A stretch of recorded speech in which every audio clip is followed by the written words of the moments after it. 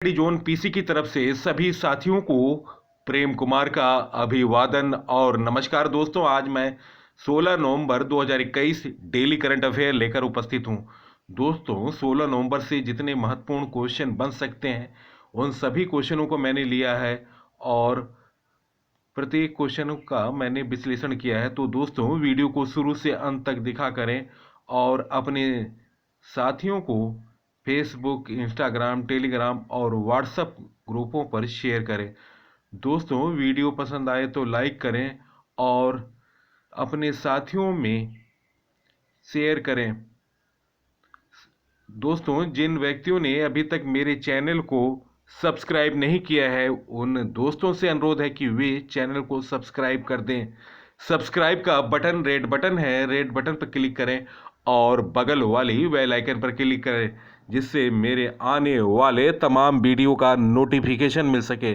First question, प्रवर्तन निदेशालय ED और केंद्रीय ब्यूरो सीबीआई का कार्यकाल कितने साल किया गया? उत्तर 5 साल। प्रवर्तन निदेशालय ईडी और केंद्रीय जांच ब्यूरो सीबीआई के निदेशक का कार्यकाल आगे के लिए बढ़ा दिया गया। रविवार को भारत सरकार ने प्रवर्तन निदेशालय और केंद्रीय जांच ब्यूरो के निदेशकों के कार्यकाल को 5 साल तक आगे बढ़ाने का अध्यादेश जारी किया। वर्तमान में ईडी और सीबीआई के प्रमुखों को 2 साल की अवधि के लिए नियुक्त किया गया था। अब तक दोनों जांच एजेंसियों के निदेशकों को 2 साल की निश्चित अवधि के लिए नियुक्त किया जाता है, जबकि उनका कार्यकाल समाप्त होने से पहले उन्हें हटाया नहीं जा सकता है। हालांकि सरकार द्वारा घटाव या विस्तार दिया जा सकता है। पिछले साल नवंबर में केंद्र सरकार ने ईडी निदेशक संजय कुमार मिश्रा के कार्यकाल को 2018 में जारी किए गए नियुक्ति आदेश को संशोधित करने के बाद 1 साल के लिए बढ़ा दिया गया था।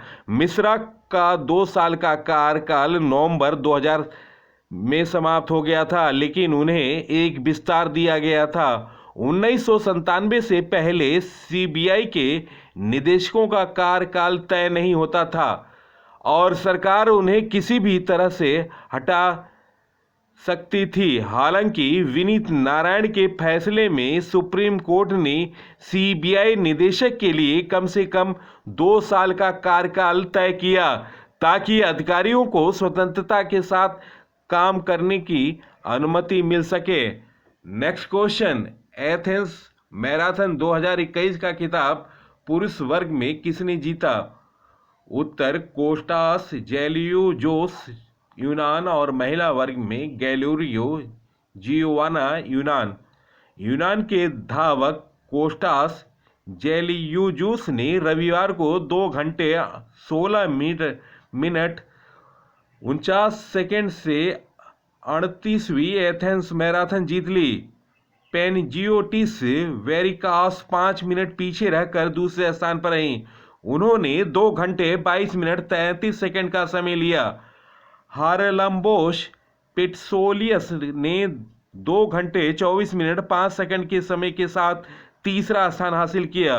दोस्तों, महिला वर्ग में यूनान की गैलोरिया जियोवाना ने महिलाओं की मैराथन जीती, जिन्होंने 2 घंटे 41 मिनट 30 सेकेंड में का समय निकाला। 2020 में कोविड-19 महामारी के कारण मैराथन रद्द कर दी गई थी, जिसका आयोजन दोस्तों सन 2021 में किया गया। नेक्स्ट क्वेश्चन, राष्ट्रीय अकादमी एनसीए के नए प्रमुख कौन होंगे? उत्तर बीएस लक्ष्मण। पूर्व बल्लेबाज भारतीय बल्लेबाज वीएस लक्ष्मण राष्ट्रीय क्रिकेट अकादमी एनसीए के नए प्रमुख होंगे। बीसीसीआई के वरिष्ठ अधिकारी ने रविवार को यह जानकारी दी। लक्ष्मण भारतीय टीम के पूर्ण साथी रहे दिग्गज बल्लेबाज राहुल द्रविड़ की जगह लेंगे, जिन्हें हाल में रवि शास्त्री का कार्यकाल खत्म होने के बाद भारतीय क्रिकेट टीम का मुख्य कोच नियुक्त किया गया। माना जा रहा है कि बीसीसीआई की 4 दिसंबर को कोलकाता में होने वाली वार्षिक आम बैठक में एनसीए से पहले एनसीए के लिए लक्ष्मण की नियुक्ति प्रभावी हो जाएगी। नेक्स्ट क्वेश्चन, बीएचयू के नए कुलपति कौन बने? दोस्तों, बीएचयू के नए कुलपति प्रोफेसर सुधीर कुमार जैन बने। बीएचयू को 8 महीने के इंतजार के बाद पूर्णकालिक कुलपति मिला। आईआईटी गांधी नगर के निदेशक प्रोफेसर सुधीर कुमार जैन को यह जिम्मेदारी सौंपी गई। इस संबंध में राष्ट्रपति भवन में 13 नवंबर को शासनादेश जारी हुआ। भूकंप वैज्ञानिक प्रोफेसर सुधीर को बीते 8 नवंबर को पद्मश्री से नवाजा गया। 62 वर्षीय प्रोफेसर जैन भूकंपीय डिजाइन कोड और गतिविधियों एवं इमारतों के गतिशीलता के क्षेत्र में गहन अनुसंधान के लिए माने जाते हैं। बीएचयू में यह दूसरा मौका है जब पद्म पुरस्कार से संबंधित कोई वैज्ञानिक कुलपति बन रहा। इससे पहले पद्मश्री डॉक्टर लालजी सिंह को कुलपति नियुक्त किया गया था। नेक्स्ट क्वेश्चन, 20 नवंबर को सबसे स्वच्छ राज्य की श्रेणी में किस राज्य को राष्ट्रपति रामनाथ कोविंद पुरस्कृत करेंगे? उत्तर छत्तीसगढ़। छत्तीसगढ़ को सबसे स्वच्छ राज्य श्रेणी में पुरस्कृत किया जाएगा। राष्ट्रपति रामनाथ कोविंद ने 20 नवंबर को दिल्ली में होने वाले स्वच्छ अमृत महोत्सव में छत्तीसगढ़ राज्य को यह पुरस्कार प्रदान करेंगे। इससे पहले छत्तीसगढ़ को 2019-2020 में सबसे स्वच्छ राज्य घोषित किया गया। छत्तीसगढ़ के 61 शहरों को उनके उत्कृष्ट प्रदर्शन को भी पुरस्कृत किया जाएगा। छत्तीसगढ़ एक ऐसा राज्य बन गया जिसमें सबसे ज्यादा शहरों को पुरस्कृत किया जा रहा है। जनसंपर्क विभाग के अधिकारी ने कहा कि छत्तीसगढ़ देश का एकमात्र राज्य है जहां 9000 से अधिक स्वच्छता दीदी घर घर जाकर 16 टन गीला व सूखा कचरा एकत्र कर रही हैं। दोस्तों, छत्तीसगढ़ के बारे में जानकारी। दोस्तों, छत्तीसगढ़ का गठन 1 नवंबर 2000 में किया गया था। राजधानी रायपुर है। मुख्यमंत्री भूपेश पटेल हैं। दोस्तों, ये तीसरे क्रम के मुख्यमंत्री हैं। राज्यपाल हैं अनुसुईया उइके। दोस्तों, छत्तीसगढ़ के प्रथम राज्यपाल थे दिनेश नंदन सहाय, जिनका कार्यकाल 1 नवंबर 2000 से 2 जून 2003 तक का था। दोस्तों, छत्तीसगढ़ में राज्यसभा की 5 सीट, लोकसभा की 11 सीट, विधानसभा 90 है। जिलों की संख्या 32 है। मुख्य न्यायाधीश हैं PR रामचंद्रन मेनन, लेकिन इस समय कार्यभार देख रहे हैं एक्टिंग प्रशांत कुमार मिश्रा। राजकीय पशु है जंगली भैंसा। राजकीय पक्षी पहाड़ी मैना। राजकीय वृक्ष साल। राजगीत है अपरा पैरी के धार। महानदी अपारे। लोक नृत्य है साइला, शुआ, नाचा तथा पंती, गेड़ी, चंदेनी, राउत।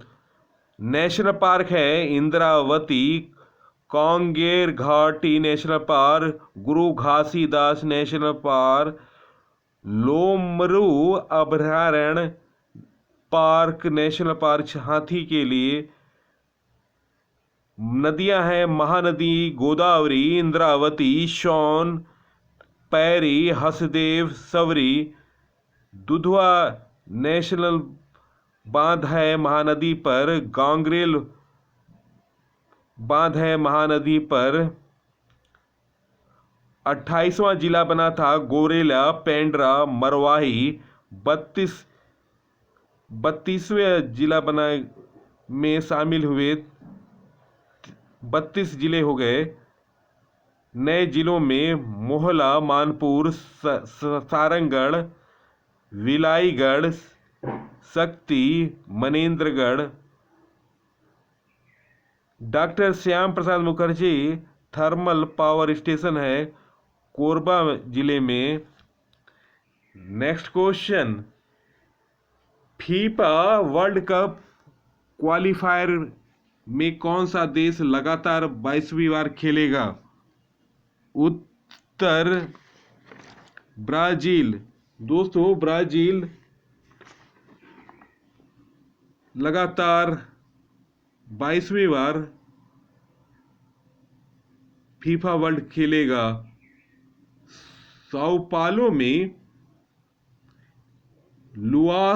लुकास पैक्वेट के गोल के दम पर ब्राजील ने कोलंबिया को 1-0 से हराकर कतर में अगले साल खेले जाने वाले फुटबॉल विश्व कप का टिकट पक्का कर लिया। पैक्वेटा ने गुरुवार रात को खेले गए मैच के 72वें मिनट में गोल कर टीम की बढ़त दिलाई, जो आखिरी सीटी बजने के बाद निर्णायक साबित हुआ। टीम की यह 12 मैचों में 11वीं जीत है। दक्षिण अमेरिकी फुटबॉल निकाय के कोच कोनमेबोल ने बताया कि ब्राजील इस क्षेत्र से विश्व कप के लिए क्वालीफाई करने वाली पहली टीम है। दोस्तों क्षेत्रीय क्वालीफायर दक्षिण अमेरिका की शीर्ष 4 टीमें फीफा विश्व कप के लिए सीधे तौर पर क्वालीफाई करेंगी।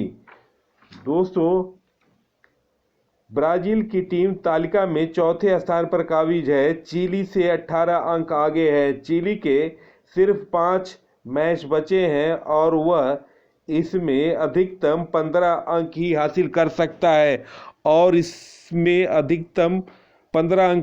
सकता है। ब्राजील के कोच टीटे के लिए यह 50वीं जीत है।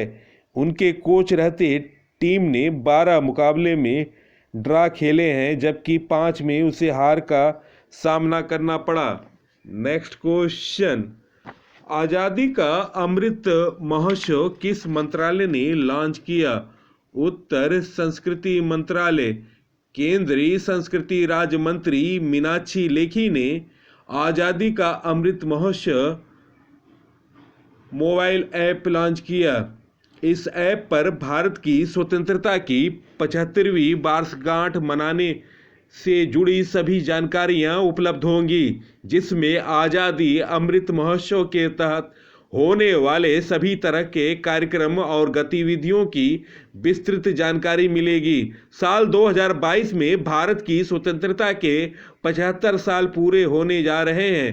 आज़ादी का अमृत महोत्सव को मनाने के लिए केंद्र सरकार की एक पहल है। केंद्रीय संस्कृति राज्य मंत्री हैं मीनाक्षी लेखी जैन। नेक्स्ट क्वेश्चन, हाल T20 इंटरनेशनल फॉर्मेट में एक कैलेंडर में 1000 रन बनाने वाले दुनिया के पहले खिलाड़ी कौन बने? उत्तर मोहम्मद रिजवान T20 फॉर्मेट के एक कैलेंडर ईयर में 1000 रन बनाने वाले दुनिया के पहले खिलाड़ी बने। रिजवान इस साल अभी तक 23 T20 इंटरनेशनल मैचों में 86.08 की दमदार औसत के साथ कुल 1033 रन बनाए और 20 पारियों में उन्होंने 10 अर्धशतक और 1 शतक भी लगाया। नेक्स्ट क्वेश्चन, हाल में भारतीय हॉकी टीम के कप्तान मनप्रीत को किस अवार्ड से सम्मानित किया गया? उत्तर ध्यानचंद खेल रत्न अवार्ड। भारतीय हॉकी के टीम के कप्तान मनप्रीत को राष्ट्रपति ने ध्यानचंद खेल रत्न अवार्ड से सम्मानित किया। दोस्तों 2 नवंबर 2021 शनिवार को ओलंपिक टीम के कांस्य पदक विजेता भारतीय पुरुष हॉकी टीम को मनप्रीत को ध्यानचंद खेल रत्न पुरस्कार की सूची में शामिल किया गया था। दोस्तों इस तरह देश में सर्वोच्च खेल पुरस्कार विजेताओं की संख्या 12 हुई। खेल मंत्रालय ने भारत के राष्ट्रपति खेल मंत्रालय के अनुसार भारत के राष्ट्रपति ने कल 13 नवंबर 2021 को दोपहर बाद 4:30 बजे से राष्ट्रपति हॉल के दरबार में आयोजित समारोह में खेल रत्न पुरस्कार वितरित किया। दोस्तों, अगले साल यह कोविड-19 के कारण नहीं आयोजित किया गया था।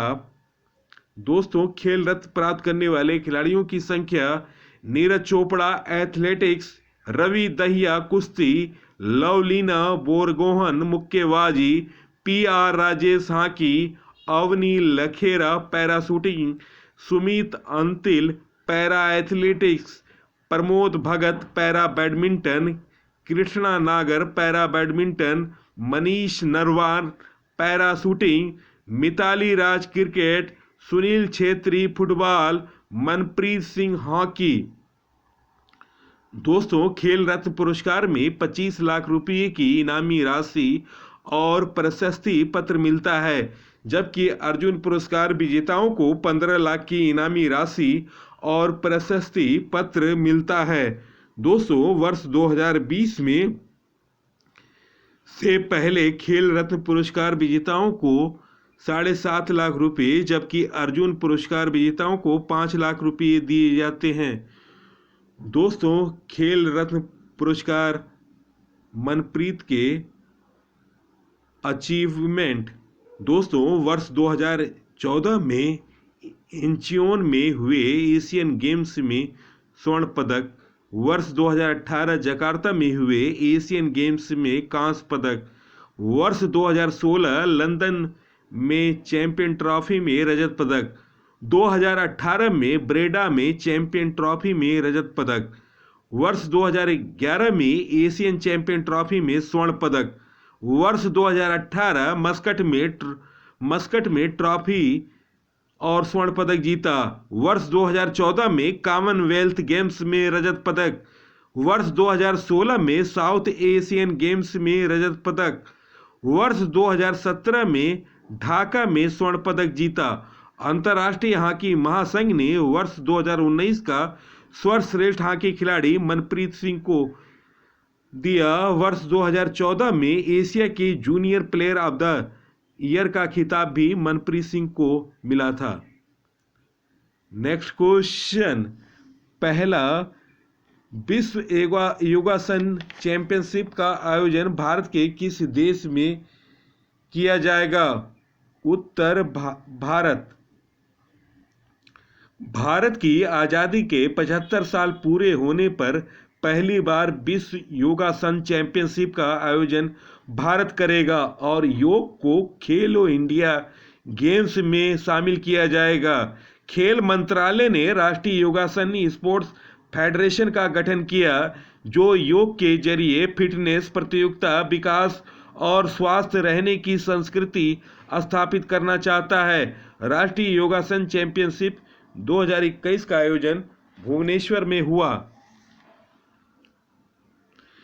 Next question, unshackling India hard truth and clear choice for economics revival नामक पुस्तक किसने लिखा?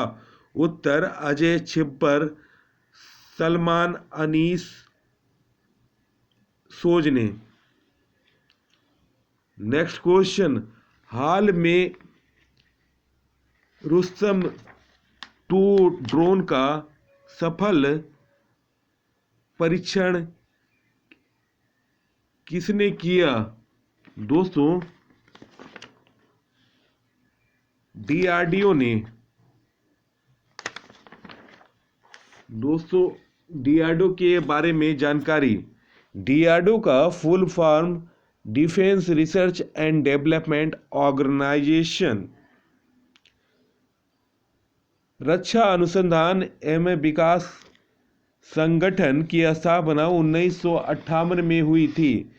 दोस्तों, मुख्यालय नई दिल्ली। अध्यक्ष हैं जी सतीश रेड्डी। सिंधु DRDO द्वारा सिंधु नेत्र उपग्रह विकसित किया गया। देश की पहली स्वदेशी मिशन, देश की पहली मिशन पिस्तौल ASMI को DRDO ने बनाया। आकाश एनजी मिसाइल का सफल परीक्षण आकाश एनजी मिसाइल का सफल परीक्षण DRDO ने किया। Anti radiation missile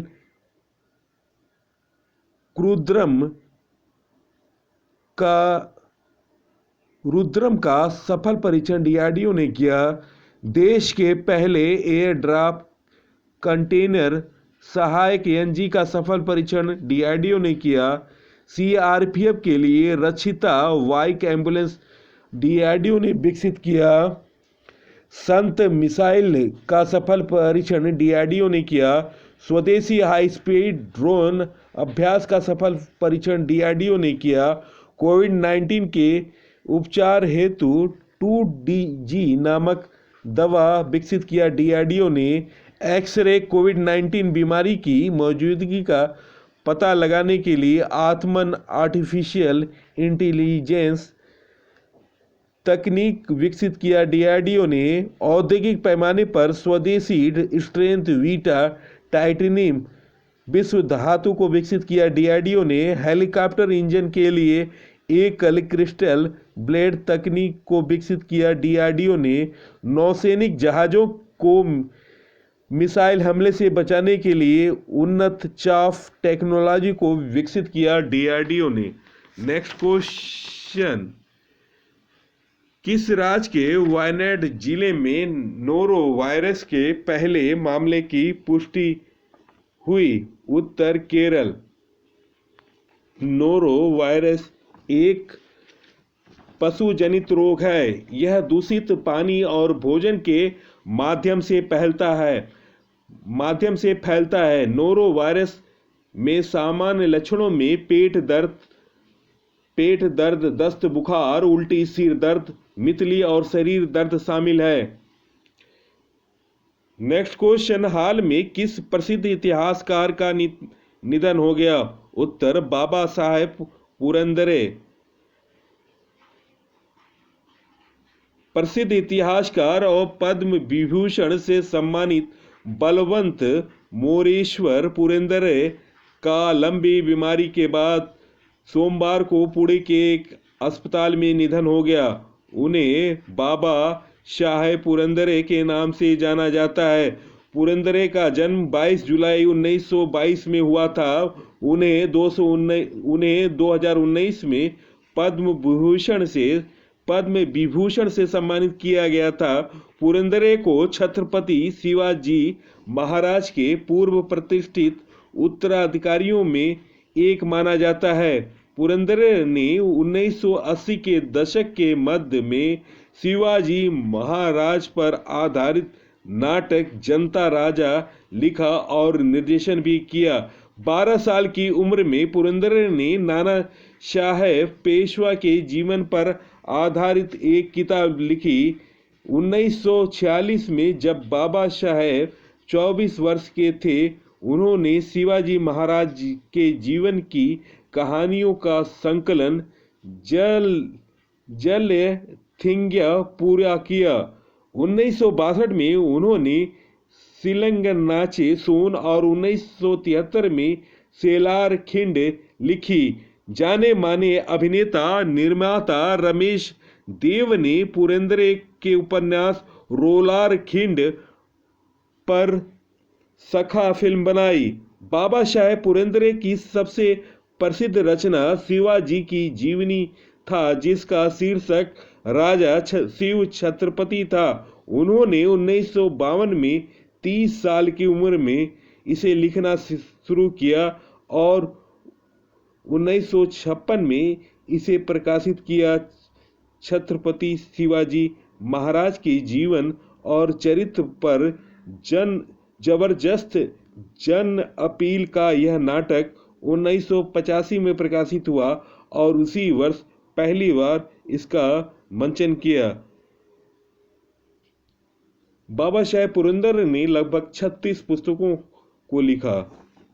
next question, 16 नवंबर को किसने राज्यपालों और उपराज्यपालों के 51वें सम्मेलन को संबोधित किया? उत्तर राष्ट्रपति रामनाथ कोविंद। इस सम्मेलन में देश भर के सभी राज्यों और केंद्र शासित प्रदेशों के राज्यपालों और उपराज्यपालों ने प्रधानमंत्री नरेंद्र मोदी, उपराष्ट्रपति नायडू और केंद्रीय गृह मंत्री अमित के साथ भाग लिया। दोस्तों, पिछला सम्मेलन 2019 में आयोजित किया गया था। नेक्स्ट क्वेश्चन, 5 शहरों में मेट्रो संचालित करने वाला देश का पहला राज्य कौन बना? उत्तर उत्तर प्रदेश। 2017 में उत्तर प्रदेश में कोई मेट्रो नहीं थी। अब गाजियाबाद, लखनऊ, नोएडा और ग्रेटर नोएडा के बाद कानपुर 5वां शहर बन गया जहां मेट्रो ट्रेन चलेगी। इसके साथ ही उत्तर प्रदेश भारत का पहला ऐसा राज्य है जहां 5 जिलों में मेट्रो सेवा है। Next question, West Indies under 19 बल्लेबाजी का सलाहकार किसे बनाया गया? उत्तर शिव नारायण चंद्रपाल को। चंद्रपाल ने वेस्ट इंडीज के लिए सबसे ज्यादा टेस्ट खेलने का रिकॉर्ड कायम किया। उन्होंने 164 मैचों में 42.39 के स्ट्राइक रेट से 11,867 रन बनाए। दोस्तों, यह है शिव नारायण चंद्रपाल, वेस्ट इंडीज की तरफ से सबसे ज्यादा टेस्ट खेलने वाले भारतीय मूल के खिलाड़ी शिव नारायण चंद्रपाल। नेक्स्ट क्वेश्चन, देश में पर्यटन में उत्कृष्ट प्रदर्शन की करते हुए किस राज्य ने सर्वश्रेष्ठ वन्य जीव स्थल, सर्वश्रेष्ठ साहसिक पर्यटन स्थल और सर्वश्रेष्ठ आध्यात्मिक स्थल का 3 राष्ट्रीय पुरस्कार जीता? उत्तर उत्तराखंड। देश में पर्यटन के क्षेत्र में उत्कृष्ट प्रदर्शन करते हुए उत्तराखंड ने सर्वश्रेष्ठ वन्य जीवन स्थल, सर्वश्रेष्ठ साहसिक पर्यटन स्थल और सर्वश्रेष्ठ आध्यात्मिक स्थल का राष्ट्रीय पुरस्कार हासिल किया। नेक्स्ट क्वेश्चन, विश्व मधुमेह दिवस कब मनाया जाता है? उत्तर 14 नवंबर। दोस्तों, विश्व मधुमेह दिवस 14 नवंबर को मनाया जाता है। डायबिटीज यानी मधुमेह आजकल एक बेहद आम बीमारी बन गई। दोस्तों, हर साल 14 नवंबर को वर्ल्ड डायबिटीज डायबिटीज डे यानी विश्व मधुमेह दिवस मनाया जाता है। वर्ल्ड हेल्थ ऑर्गेनाइजेशन के आंकड़ों के मुताबिक हर साल डायबिटीज से 40 लाख मरीजों की मौत हो जाती है। इस बीमारी को लेकर लोगों के बीच जागरूकता बढ़ाना बेहद आवश्यक है। जो लोग इस बीमारी के बारे में जानकारी, लोगों को इस बीमारी के बारे में जानकारी देने के लिए हर साल विश्व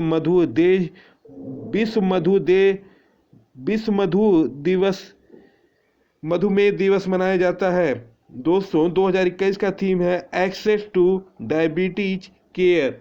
दोस्तों, नवंबर महीने में मनाए दिवस विश्व शाकाहारी दिवस 1 नवंबर को मनाया गया है। International day to end community for crimes against journalist day मनाया गया 2 नवंबर को। राष्ट्रीय आयुर्वेद दिवस मनाया गया 2 नवंबर को। राष्ट्रीय कानूनी दिवस 9 नवंबर को मनाया गया। अंतर्राष्ट्रीय रेडियोलॉजी दिवस 8 नवंबर को मनाया गया। विश्व सुनामी जागरूकता दिवस 5 नवंबर को मनाया गया। राष्ट्रीय आयुर्वेद दिवस 2 नवंबर को। विश्व सुनामी जागरूकता दिवस 5 नवंबर को। राष्ट्रीय कैंसर जागरूकता दिवस 7 नवंबर को। अंतर्राष्ट्रीय रेडियोलॉजी दिवस 8 नवंबर को। राष्ट्रीय कानूनी सेवा दिवस 9 नवंबर को। नेक्स्ट क्वेश्चन, हाल में अंतर्राष्ट्रीय विधि आयोग के लिए किसे निर्वाचित किया गया? उत्तर प्रोफेसर बिमल पटेल को। राष्ट्रीय सुरक्षा रक्षा विश्वविद्यालय के कुलपति और भारत के राष्ट्रीय सुरक्षा सलाहकार बोर्ड के सदस्य प्रोफेसर बिमल पटेल को अंतर्राष्ट्रीय विधि आयोग में 5 वर्ष के लिए निर्वाचित किया गया। उनका कार्यकाल 1 जनवरी 2023 से शुरू होगा। 51 वर्षीय पटेल संयुक्त राष्ट्र महासभा में मौजूदा 192 सदस्यों में 163 वोट मिले और निर्वाचित हो गए। नेक्स्ट क्वेश्चन, 580 वर्षों में सबसे लंबा आंशिक चंद्र ग्रहण भारत के पूर्वोत्तर राज्यों में किस दिन दिखाई पड़ेगा? निम्न ऑप्शनों में ऑप्शन सी 19 नवंबर इस प्रश्न का सही उत्तर है। महत्वपूर्ण खगोलीय घटना में 580 वर्षों में सबसे लंबा आंशिक चंद्र ग्रहण 19 नवंबर को पड़ेगा और यह पूर्वोत्तर भारत के कुछ हिस्सों में दिखाई पड़ेगा। एमपी बिड़ला तारामंडल में अनुसंधान और अकादमिक निदेशक देवी प्रसाद दुआरी ने बताया कि दुर्लभ घटनाक्रम अरुणाचल और असम के कुछ क्षेत्रों में दिखाई देगा। आंशिक चंद्र ग्रहण दोपहर 12:48 बजे शुरू होगा और 4:17 पर समाप्त होगा। ग्रहण की अवधि 3 घंटे 28 मिनट 24 सेकेंड होगा, जो 580 वर्षों में सबसे लंबा आंशिक चंद्र ग्रहण होगा। पूर्वी क्षितिज के अत्यंत करीब अरुणाचल और असम के कुछ इलाकों में चंद्रोदय के ठीक बाद आंशिक ग्रहण अपने अंतिम क्षणों में दिखाई देगा। पिछली बार इतना लंबा आंशिक चंद्र ग्रहण 18 फरवरी 1440 को दिखाई पड़ा था और अगली बार इसी तरह का घटनाक्रम वर्ष 2669 में 8 फरवरी को दिखेगा। अधिकतम आंशिक ग्रहण अपराह्न 2:34 पर दिखाई देगा, जबकि चंद्रमा का 97% पृथ्वी की छाया से ढक जाएगा। आंशिक चंद्र ग्रहण उत्तरी अमेरिका, दक्षिण अमेरिका, पूर्वी एशिया, ऑस्ट्रेलिया और प्रशांत क्षेत्र में दिखाई देगा। उप छाया ग्रहण पूर्वाह्न 11:32 से शुरू होगा और शाम 5:33 पर समाप्त होगा। दोस्तों, यह है चंद्र ग्रहण की दृश्य। दोस्तों, वीडियो देखने पर बहुत बहुत धन्यवाद। नवीनतम जानकारी, नवीनतम सामान्य ज्ञान और नवीनतम समाचारों के लिए आप स्टडी जोन पीसी को सब्सक्राइब करें। सब्सक्राइब का बटन रेड बटन है, रेड बटन पर क्लिक करें और बगल वाली बेल आइकन पर क्लिक करें, जिससे मेरे आने वाले तमाम वीडियो का नोटिफिकेशन मिल सके। नमस्कार, धन्यवाद।